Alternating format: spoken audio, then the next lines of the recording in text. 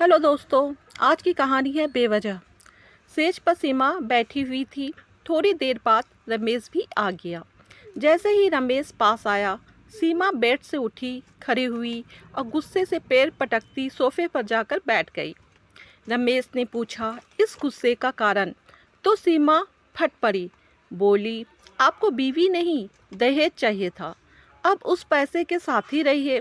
आपके जैसे आदमी को मैं अपना पति नहीं मानती। और गुस्से में वो सोफे पर ही सो गई। उसका गुस्सा देख रमेश ने कुछ बोलना ठीक नहीं समझा।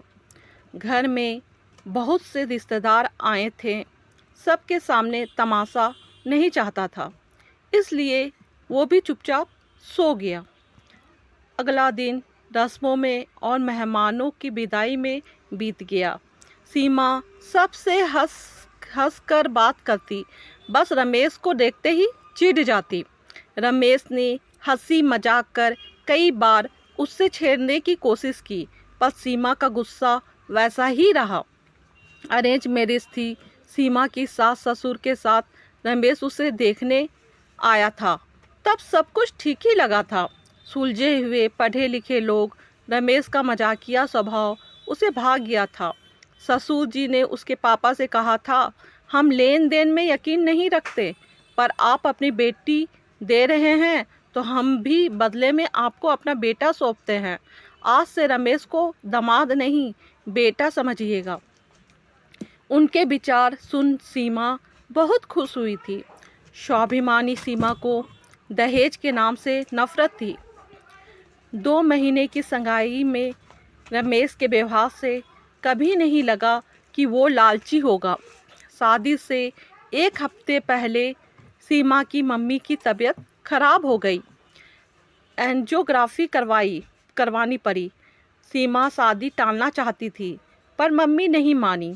शादी के दिन फेरों के बाद जब वो विदाई के लिए तैयार हो रही थी, तो पास के कमरे से उसके पापा और रमेश की आवाज़ आई। पापा रमेश के आगे हाथ जोड़े खड़े थे। मैं जल्दी ही 3 लाख रुपये दे दूंगा दामाद जी। रमेश ने उनके हाथ पकड़ लिए और कहा, ये सब बातें हम बाद में करेंगे पापा, आप विदाई की तैयारी करें और सीमा को इस बारे में कुछ ना बताएं। सीमा ने बस इतना ही सुना और वहाँ से चल दी। उसे रमेश पर बहुत गुस्सा आया। पढ़े लिखे रमेश से ये उम्मीद नहीं थी उसे। एक मन तो हुआ कि बहुत हंगामा करे, फिर पापा की इज्जत और माँ की तबीयत का सोच चुप रह गई। पर उसने सोच लिया था कि वो रमेश को सबक सिखा कर ही रहेगी। वो ससुराल तो आ गई, पर रमेश को पति नहीं माना। रात को फिर रमेश ने पूछा, आखिर हुआ क्या है, क्यों मुझसे इतना गुस्सा? शादी से पहले तो ऐसा कुछ नहीं था। कोई गलती हुई है तो बोलो, मैं सुधार लूँगा।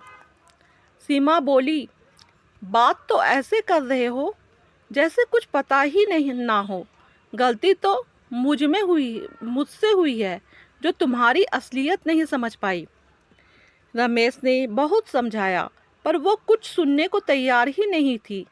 अगली सुबह उसका भाई लेने आया और वो पग फेरे के लिए मायके आ गई।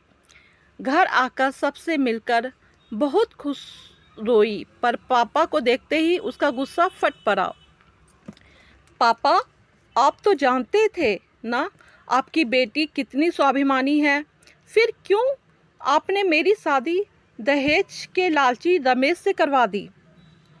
एक बार मुझे बता तो देते कि उसने आपसे 3 लाख रुपये मांगे हैं।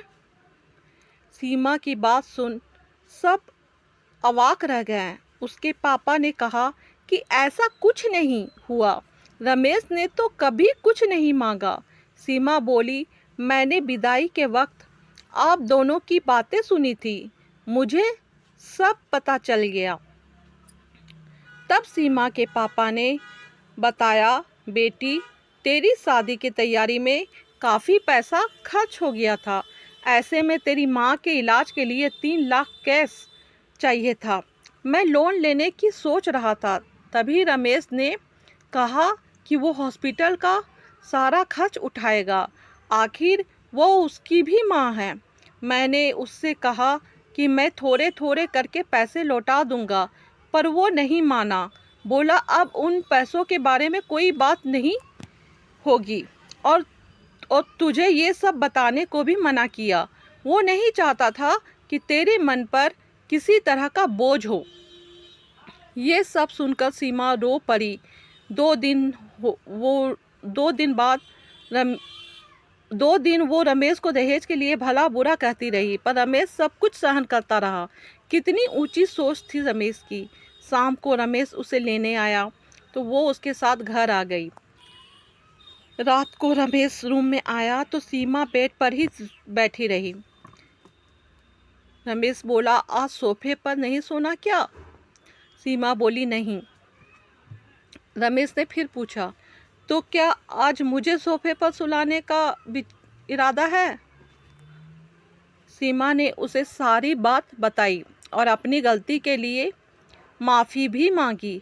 रमेश ने उसे गले लगा लिया और शरारत से पूछा, तो फिर आज सोफ़ा खाली ही रहेगा? दोनों खिलखिला कर हंस दिए। ये कहानी कैसे लगी आप लोगों को, प्लीज़ कमेंट कीजिएगा, और मेरी कहानी अगर पसंद आए तो प्लीज़ सब्सक्राइब भी कर दीजिएगा।